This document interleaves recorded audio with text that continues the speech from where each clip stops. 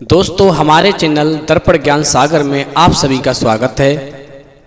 मित्रों, एक बार भगवान शिव कैलाश पर्वत पर बैठे थे तो माता पार्वती भगवान शिव से मिलने को जाती हैं और पहुंचने के बाद भगवान शिव से कहती हैं, प्रभु संसार की हालत मुझ पे देखी नहीं जाती। मेरे 3 प्रश्न हैं, आप मुझे मेरे तीनों प्रश्नों का उत्तर देकर के संतुष्ट करने की कृपा करें। तो भगवान शिव कहते हैं, पार्वती तुम मुझे अपने तीनों प्रश्न बताओ, मैं तुम्हें तुम्हारे तीनों प्रश्नों के उत्तर देकर के संतुष्ट करने का पूरा प्रयास करूंगा। तो माता पार्वती कहती हैं, प्रभु मेरा पहला प्रश्न है, कौन से स्त्री या पुरुष चरित्रवान होते हैं। मेरा दूसरा प्रश्न है, कौन से स्त्री या पुरुष को समाज महत्व नहीं देता। मेरा तीसरा प्रश्न है, कौन से स्त्री या पुरुष बात को पचा नहीं पाते। भगवान शिव कहते हैं, पार्वती तुम्हारे तीनों ही प्रश्न बहुत ही महत्वपूर्ण हैं, इसलिए मैं तुम्हें तुम्हारे तीनों प्रश्नों के उत्तर एक छोटी सी कहानी के माध्यम से दूंगा। इसलिए तुम तीनों प्रश्नों का उत्तर जानने के लिए कहानी को पूरा और मन से सुनना, क्योंकि आधी अधूरी कहानी सुनने से हमेशा आधा अधूरा ही ज्ञान प्राप्त होता है, जो जीवन में कभी काम नहीं आता।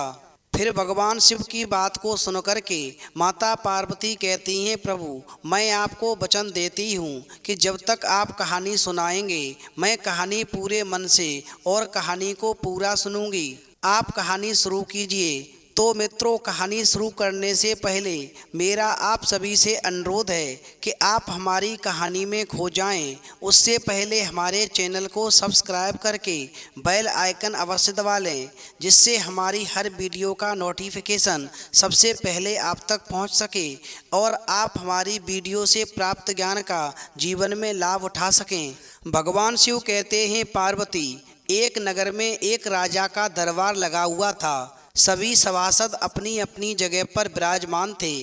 मंत्री दरबार की कार्यवाही कर रहे थे। वहीं राजा को खिलौनों का बहुत शौक था। उन्हें हर रोज एक नया खिलौना चाहिए था।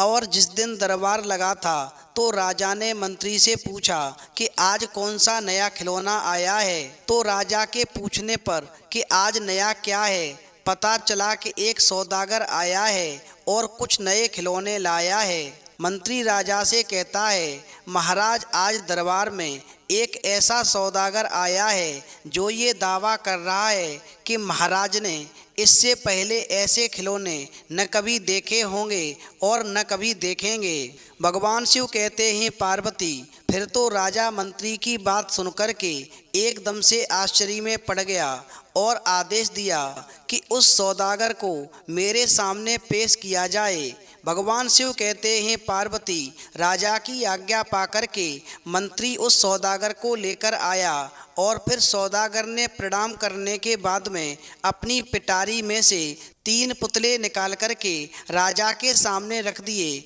और कहा, महाराज अन्नदाता ये तीनों पुतले अपने आप में बहुत ही विशेष हैं। देखने में भले ही एक जैसे लगते हैं मगर वास्तव में बहुत निराले हैं। फिर उस सौदागर की बात को सुनकर के राजा ने कहा कि इन तीनों पुतलों की कीमत क्या है। तो सौदागर ने कहा, महाराज पहले पुतले का मूल्य 1 लाख मोहरें हैं, दूसरे का मूल्य 1000 मोहरें हैं और तीसरे पुतले का मूल्य केवल 1 मोहर है। भगवान शिव कहते हैं, पार्वती फिर तो सौदागर की बात को सुनकर के राजा ने तीनों ही पुतलों को बड़े ही ध्यान से देखा। देखने में तीनों पुतलों में कोई अंतर नजर नहीं आ रहा था। तो राजा मन में सोचने लगा, जब पुतलों में कोई अंतर नहीं है, एक ही रंग के बने हैं, एक ही कारीगर ने बनाए हैं, तो इनकी कीमत अलग अलग क्यों है। आखिरकार इनके मूल्यों में इतना अंतर क्यों है। जो कि पहले पुतले की कीमत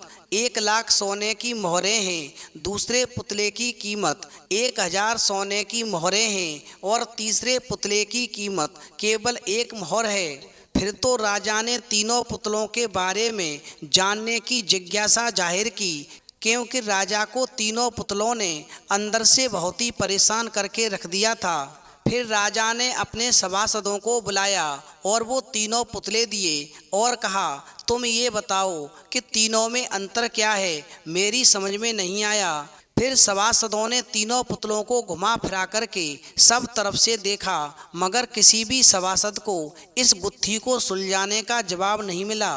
भगवान शिव कहते हैं, पार्वती, उसी समय पर राजा ने अपने मंत्री को बुलाया, जो बहुत ही समझदार और चालाक था, और उससे चुपचाप कहा, अब तुम इस गुत्थी को सुलझाओ कि तीनों पुतले एक से लग रहे हैं, मगर इन तीनों की कीमत अलग क्यों है और इतना बड़ा अंतर क्यों है। भगवान शिव कहते हैं, पार्वती, फिर राजा की आज्ञा पाकर के मंत्री ने तीनों पुतलों को बड़े ही ध्यान से देखा और दरबार के दरबान से कहा, तुम 3 तिनके लेकर के आओ। फिर तो राजा की आज्ञा पाकर के दरबान 3 तिनके लेकर के आया और उसने तीनों तिनकों को मंत्री के हाथ में दे दिया। अब तिनके आने पर मंत्री ने सबसे पहले एक तिनका पहले पुतले के कान में डाला। जब मंत्री ने तिनका पहले पुतले के कान में डाला तो ये सब नज़ारा राजा अपनी आंखों से देख रहा था। वहीं राजा क्या देखता है कि जब मंत्री पहले पुतले के कान में वो तिनका डालता है तो वो तिनका उस पहले पुतले के पेट में सीधा चला जाता है और फिर कुछ देर के बाद में उस पुतले के होंठ हिलते हैं और फिर बंद हो जाते हैं। अब तो राजा ये नज़ारा देख कर के और भी आश्चर्यचकित हो जाता है और फिर दोनों पुतलों के बारे में जानने की जिज्ञासा बढ़ जाती है। भगवान शिव कहते हैं, पार्वती, फिर वो मंत्री अगला तिनका दूसरे पुतले के कान में डालता है। इस बार सबने देखा कि तिनका दूसरे कान से बाहर आ गया। इस बार सबने देखा कि मंत्री ने दूसरे पुतले के एक कान में तिनका डाला तो दूसरे कान से बाहर निकल गया, वो पेट के अंदर नहीं गया और फिर पुतला ज्यों का त्यों खड़ा रहा। फिर तो ये सब देख कर के राजा की उत्सुकता और बढ़ती जा रही थी कि अब आगे क्या होगा। वहीं मंत्री ने फिर तीसरा तिनका अपने हाथ में लिया और तीसरे पुतले के एक कान में डाला। सबने देखा कि तिनका पुतले के मुंह से बाहर आ गया है और पुतले का मुंह एकदम से खुल गया है और पुतला बराबर हिल रहा है जैसे कि कुछ कहना चाहता हो। अब तो राजा के पूछने पर कि ये सब क्या है और इन पुतलों का मूल्य अलग अलग क्यों है, मेरी समझ में नहीं आया। ये तीनों ही पुतले अलग अलग क्रिया कर रहे हैं, आखिरकार इसके अंदर छुपा हुआ रहस्य क्या है। भगवान शिव कहते हैं, पार्वती, फिर राजा की बात को सुनकर के मंत्री कहने लगा, राजन, चरित्रवान सदा सुनी सुनाई बातों को अपने तक ही रखते हैं और उनकी पुष्टि करने के बाद ही अपना मुंह खोलते हैं, यही उनकी महानता है। पहले पुतले से यही ज्ञान मिलता है और यही कारण है कि इस पुतले का मूल्य 1 लाख मोहरे हैं। फिर तो राजा मंत्री की बात से बहुत ही संतुष्ट होता है और फिर मंत्री आगे कहता है, महाराज, कुछ लोग सदा अपने ही मन में मग्न रहते हैं और हर किसी की बातों को अनसुना कर देते हैं। बस दूसरे पुतले से हमें यही ज्ञान मिलता है और यही कारण है कि इस पुतले का मूल्य केवल 1000 मोहरे हैं। अब मंत्री आगे कहता है, महाराज, कुछ लोग कान के कच्चे और पेट के हल्के होते हैं, कोई भी बात सुनी नहीं कि सारी दुनिया में शोर मचा दिया। उन्हें झूठ सच का कोई ज्ञान नहीं, बस मुंह खोलने से मतलब है। यही कारण है कि इस पुतले का मूल्य केवल 1 मोहर है, यानी 1 रुपया है। भगवान शिव कहते हैं, पार्वती, तुम्हारा पहला प्रश्न था कि कौन से स्त्री या पुरुष चरित्रवान होते हैं, तो समझ लो, जो स्त्री या पुरुष पहले पुतले की तरह होते हैं, जिनकी कीमत 1 लाख सोने की मोहरें थीं, जिसके कान में तिनका डालने पर वो तिनका पुतले के पेट में चला गया। फिर कुछ देर के बाद में उस पुतले के होंठ हिले। इसका मतलब है कि जो भी स्त्री या पुरुष सुनी सुनाई बातों को तब तक अपने ही अंदर रखते हैं जब तक उन बातों की पुष्टि नहीं होती, और पुष्टि होने पर ही अपना मुंह खोलते हैं, यही उनकी महानता होती है और ऐसे स्त्री या पुरुष हमेशा चरित्रवान कहे जाते हैं। अब आगे भगवान शिव कहते हैं पार्वती कि अब तुम्हारा दूसरा प्रश्न था कि कौन से स्त्री या पुरुष को समाज महत्व नहीं देता, तो समझ लो जो स्त्री या पुरुष उस दूसरे पुतले की तरह होते हैं जिसकी कीमत 1000 थी, जिसके एक कान में तिनका डालने पर तिनका दूसरे कान में पार हो गया, यानी दूसरे कान से बाहर आ गया। अब समझ लो जो स्त्री या पुरुष हमेशा अपने ही मन में मग्न रहते हैं, किसी की बात को ध्यान नहीं देते, हर किसी की बात को अनसुना कर देते हैं और वहाँ से चले जाते हैं, ऐसे लोगों को समाज में महत्व नहीं मिलता और एक दिन ऐसे स्त्री या पुरुष के पास में खड़ा होने वाला भी कोई नहीं होता।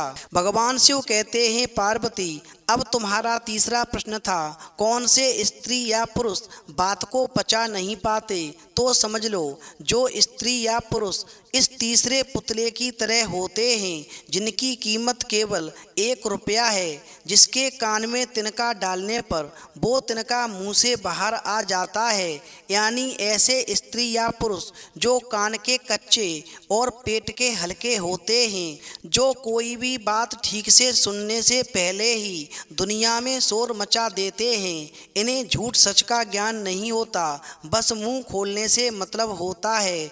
ऐसे स्त्री या पुरुष कभी बात को पचा नहीं पाते और समय निकलने पर केवल पछताते रहते हैं। फिर तो भगवान शिव की बात को सुनकर के माता पार्वती कहती हैं प्रभु आज आपसे अपने तीनों प्रश्नों का उत्तर जान करके मेरा मन पूरी तरह से संतुष्ट हो गया। वास्तव में जो भी मुझे प्रश्नों का उत्तर मिला है मैं भी अपने जीवन में उतारूंगी। तो मित्रों यदि आपको वीडियो पसंद आई हो तो प्लीज़ आप हमारे चैनल को सब्सक्राइब अवश्य करें और भगवान शिव और पार्वती के लिए एक लाइक करना न भूलें।